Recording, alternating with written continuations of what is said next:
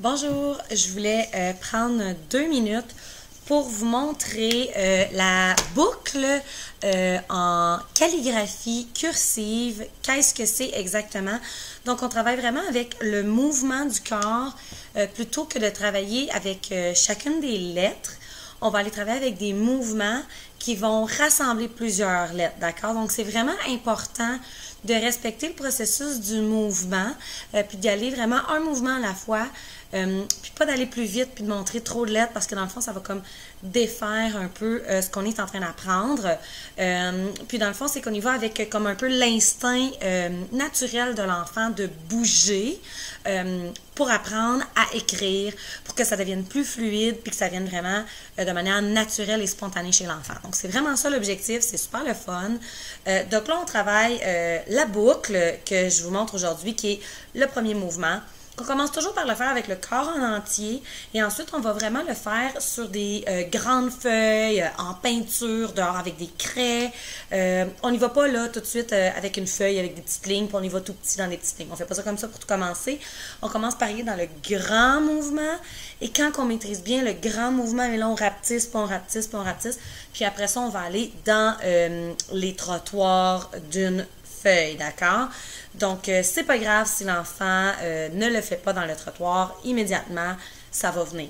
OK? Donc, on faut pas être trop pressé d'atteindre les choses.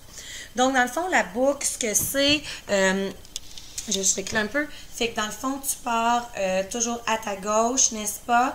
Je vais juste monter, vous me voyez mal. Tu pars à la gauche et là, tu vas venir faire le grand mouvement. OK? Donc, on part à la gauche et on fait le grand mouvement du corps. Donc, si je le fais avec mon crayon, ce que ça va donner, c'est que je vais avoir mon crayon et je vais faire le grand mouvement. Donc, comment ça va se représenter sur un tableau, dans le fond, sur une feuille que l'enfant va faire? Eh bien, on part toujours de la gauche, c'est super important. On va faire des boucles. Et on y va et on fait des grandes boucles. Donc, et voilà. Après ça, on peut venir dire à l'enfant, eh bien, est-ce que tu es capable d'en faire des plus petites? Donc, il va se pratiquer à faire des plus petites boucles. D'accord? Donc, on va essayer d'atteindre des plus petites boucles. Et après ça, ce qu'on va demander à l'enfant de faire, c'est d'aller faire des grandes et des petites boucles mélangées. Donc, je fais une grande, je fais une petite, je fais une grande, je fais une petite. Je fais 2 grandes, je fais 2 petites. Et ainsi de suite. Et bon, quand on sait lire les lettres attachées, qu'on connaît notre alphabet cursif, on remarque que c'est le L et le E, n'est-ce pas? Mais les enfants, à ce stade-ci, vont pas forcément savoir que c'est les lettres L et E. Ce qu'ils vont savoir, c'est qu'ils ont fait des petites et des grandes boucles, tout simplement. Et c'est vraiment là où on veut juste qu'ils se sentent à l'aise à faire des boucles.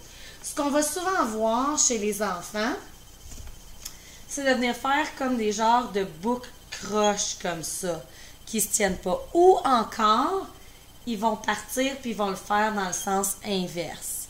Chose qu'on veut pas. C'est vraiment important qu'on parte de la gauche puis qu'on monte vers la gauche et qu'on s'en revienne vers la droite. Fait que c'est important d'avoir ce mouvement fluide-là.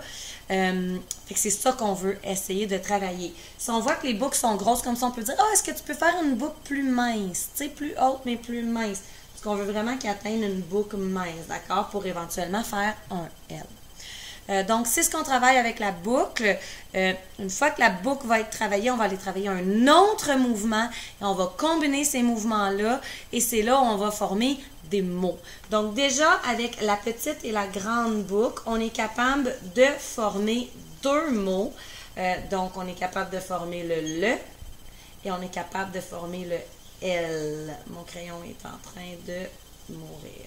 Et voilà, comme ça. Donc, on est déjà en train de former 2 mots. Donc, ça, c'est quelque chose que je vais amener les élèves à réaliser.